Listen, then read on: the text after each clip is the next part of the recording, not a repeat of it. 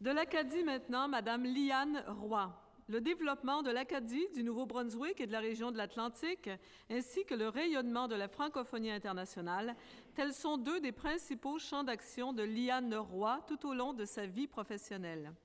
Après des études en service social et en éducation, Liane Roy entreprend sa carrière à titre de directrice adjointe, puis devient directrice générale de la Société des Acadiens et Acadiennes du Nouveau-Brunswick.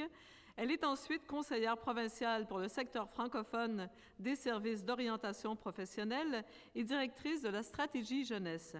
En 1990, elle occupe le poste de sous-ministre adjointe au ministère des Affaires intergouvernementales du Nouveau-Brunswick, ce qui lui ouvre les portes du réseau de la francophonie nationale et internationale. De 1995 à 1998, elle assume la présidence de la Société nationale de l'Acadie. En 1999, elle ne manque pas l'occasion de faire un saut au sein de l'Organisation internationale de la francophonie pour œuvrer à la coordination du volet jeunesse du Sommet de la francophonie de Moncton. Elle pousse plus loin son engagement au sein de la francophonie internationale en acceptant de 2002 à 2004 la gestion d'un projet de recherche-action en alphabétisation à Ouagadougou, au Burkina Faso. De 2008 à 2010, elle devient sous-ministre adjointe de l'Éducation postsecondaire au Nouveau-Brunswick. En 2010, maintenant, elle occupe le poste de première présidente et directrice générale du Collège communautaire du Nouveau-Brunswick, une société collégiale francophone pleinement autonome. Madame Roy, s'il vous plaît, je vous invite.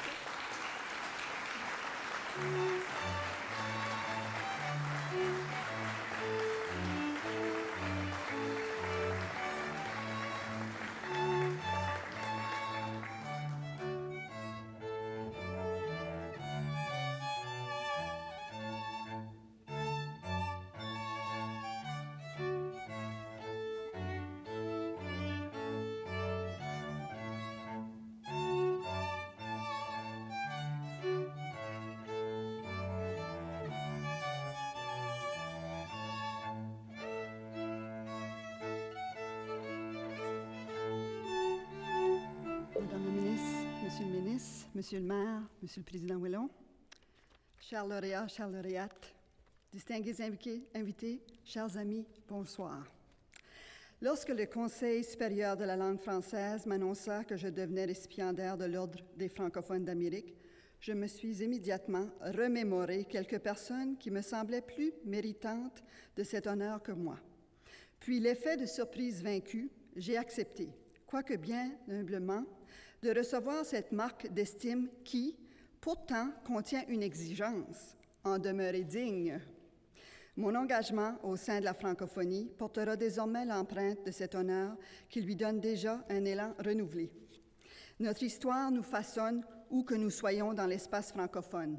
L'expérience du passé nous permet de porter un regard éclairé sur les possibilités de notre avenir. Avec Angèle Arsenault, nous pourrions chanter « Notre histoire nous a grandis, notre histoire n'est pas finie ». Sur les traces de ceux et celles qui ont semé des valeurs éternelles pour que nous puissions nous épanouir au sein de la francophonie, ma vision s'est inscrite dans la voie de la persévérance que m'a inculqué mon mentor, le père Léger Comeau. C'est lui qui m'a donné foi et espoir dans l'avenir de l'Acadie.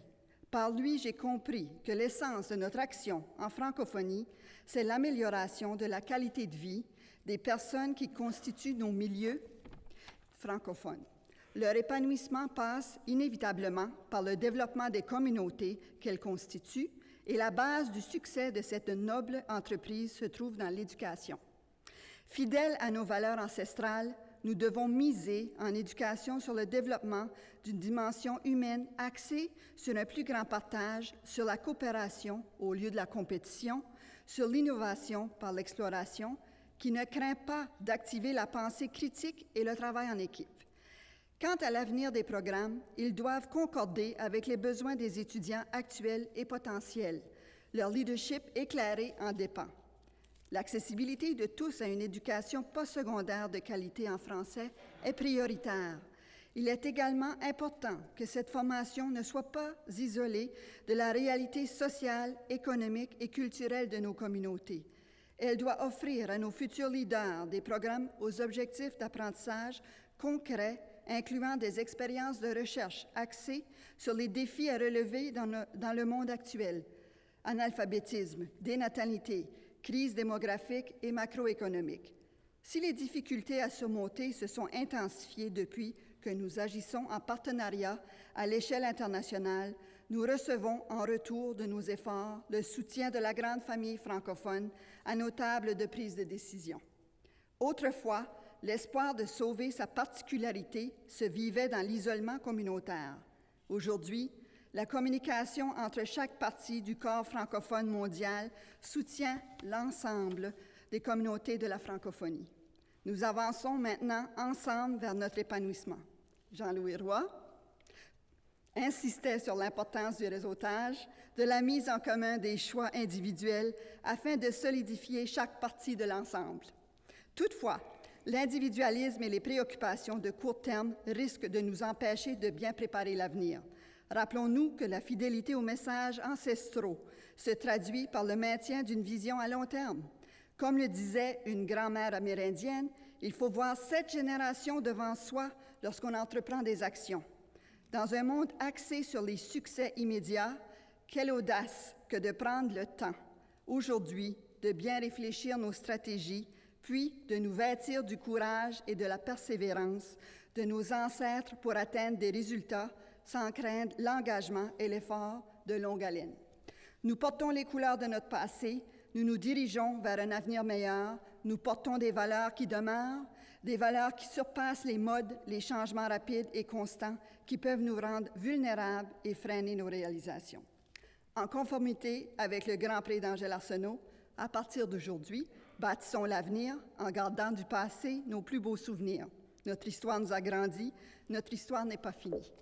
Merci beaucoup.